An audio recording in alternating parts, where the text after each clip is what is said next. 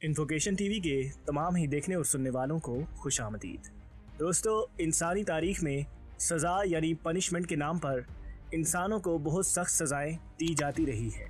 जिसमें सबसे least level यानी कम दर्जे की सज़ा प्लास या किसी आले से इंसान के हाथ पाँव के नाखून खींचकर उतार देना शामिल है। दोस्तों, आपके लिए यहाँ एक सवाल है कि इस सजा से पहले आपको क्या लगता है कि क्या मुजरिम इस सजा के खौफ से अपने जुर्म का इकरार कर लेता है या नहीं? तो कमेंट सेक्शन में इस बात से जरूर आगाह कीजिएगा कि आपकी इस हवाले से क्या राय है। दोस्तों, ऐसे मुजरिम भी पाए जाते हैं जो सख्त से सख्त जिस्मानी सजा पर भी अपना जुर्म नहीं मानते। तो ऐसे इंसानों के लिए साइकोलॉजिकल टॉर्चर यानी जहनी अजियत देने वाली सजाओं का इंतखाब किया जाता है,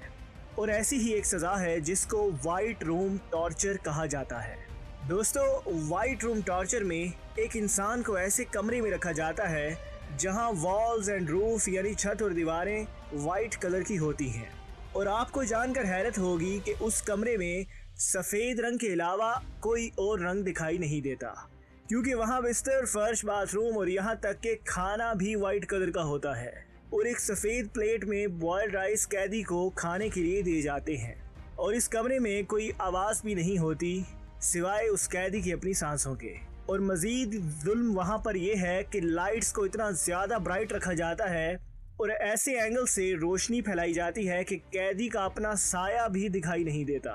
और वो रोशनी भी शार्प वाइट कलर की होती है, जिस वजह से कैदी अपने साए तक को भी नहीं देख पाता और उसके तन्हा होने का एहसास मज़ीद बढ़ जाता है। दोस्तों, सुनने में शायद आपको ये मामूली सी सज़ा लग रही होगी, लेकिन यहाँ जब किसी कैदी को लाया जाता है तो शुरू के 2-4 दिन तो वो आराम से गुजार ही लेता है, लेकिन फिर आहिस्ता आहिस्ता सब कुछ सफ़ेद रंग में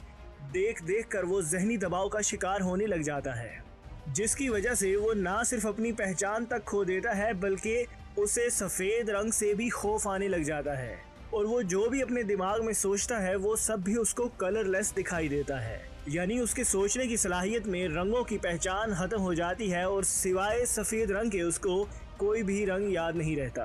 दोस्तों, आप सोच रहे होंगे कि क्या ये सज़ा अब तक किसी को दी जा चुकी है या नहीं? तो इसका जवाब है कि जी हाँ, ये सज़ा बहुत से लोगों को दी जा चुकी है, जिसमें से एक बड़ी तादाद ने खुदकुशी कर ली और कुछ हमेशा के लिए जहनी मरीज बन गए।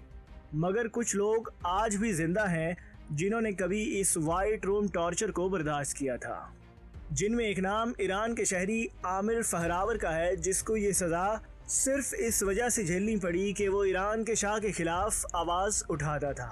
और एक मशहूर सोशल एक्टिविस्ट भी रह चुका है। और आमिर बहुत मरतबा जेल में डाला गया उसको, यहाँ तक कि कई बार उसको जिस्मानी सज़ा दी गई और जिस्म की बहुत सी हड्डियाँ तोड़ दी गई। मगर ये सब करने के बाद भी ईरानी शाह को रहम ना आया और उसने अपनी ज़ाती अना की तस्कीन के लिए आमिर को वाइट रूम टॉर्चर में डलवा दिया।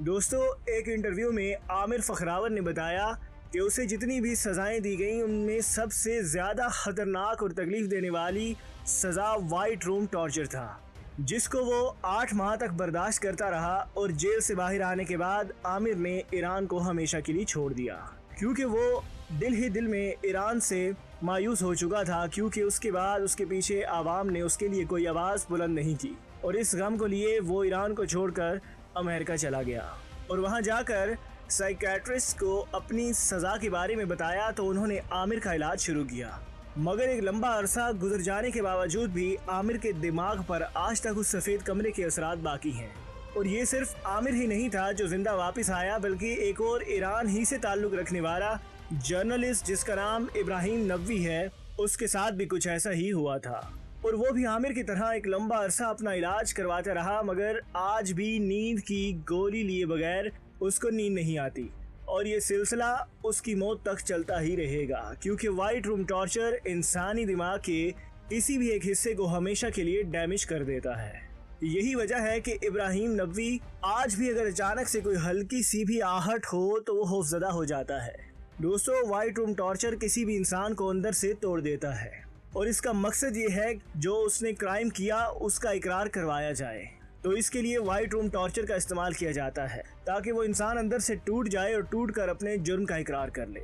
और फिर वो अपना जुर्म मान भी लेता है, जो कि जिस्मानी सज़ा के ज़रिए वो नहीं मान रहा था। दोस्तों याद रखिएगा कि साइकोलॉजिकल टॉर्चर के और भी बहुत से तरीके हैं, लेकिन उस सब में ये ऐसा तरीका है जो इंसान को मौत तक एक तकलीफ़ में डाल के रखता है, और ये वो तकलीफ़ होती है जो कभी ख़त्म नहीं होती। और ये सज़ा आज दुनिया के आलमोस्ट हर मुल्क में दी जाती है, लेकिन ये सज़ा मशहूर अमेरिकन इंटेलिजेंस एजेंसी CIA की वजह से हुई, क्योंकि वो अंडर इन्वेस्टिगेशन रखे जाने वाले मुजरिमों को वाइट रूम टॉर्चर देते रहते हैं, और इस कदर शदीद नौइयत का होता है कि कैदी पूरी तरह अपना जहनी तवाज़ुन खो देता है और फिर कभी भी एक नॉर्मल इंसान नहीं बन पाता। दोस्तों वाइट रूम टॉर्चर के बारे में जानने के बाद आपको क्या लगता है कि ये सज़ा किसी कैदी को देनी चाहिए या नहीं? इन्फोकेशन TV का मानना है कि ये सज़ा महज ऐसे मुजरिमों को देनी चाहिए जिन्होंने इंतहाई खतरनाक हद तक नुकसान किया हो। उसके अलावा छोटे मोटे मुजरिमों को इस किस्म की सज़ाएं नहीं देनी चाहिए, क्योंकि अगर एक शख्स अगर अपना जहनी तवाज़ुन ही खो बैठेगा तो फिर उसको दोबारा रिहा कर देना शायद उसकी ज़िंदगी को मज़ीद जहन्नुम बना देने के बराबर हो सकता है, क्योंकि जब एक इंसान जहनी तवाज़ुन खो बैठता है तो वो फाइनेंशियल क्राइसिस का भी सामना करता है, उसकी हेल्थ भी डिस्टर्ब होती है, और ना ही उसको फैमिली एक्सेप्ट करती है और ना ही सोसाइटी उसको एक्सेप्ट करती है, और जाने अनजाने में ऐसे लोग फिर गलत किस्म की एक्टिविटीज़ में इन्वॉल्व हो जाते हैं और फिर इस माशरे में मज़ीद जुर्म की शरह बढ़ने की वजह भी बनते हैं। अब तक के लिए इतना ही। कमेंट सेक्शन में अपनी कीमती राय से आगाह करें और इस वीडियो को लाइक, कमेंट और शेयर कीजिए। आइंदा आने वाली वीडियोस के लिए इन्फोकेशन TV को सब्सक्राइब करना और बेल के बटन को प्रेस करना मत भूलिएगा।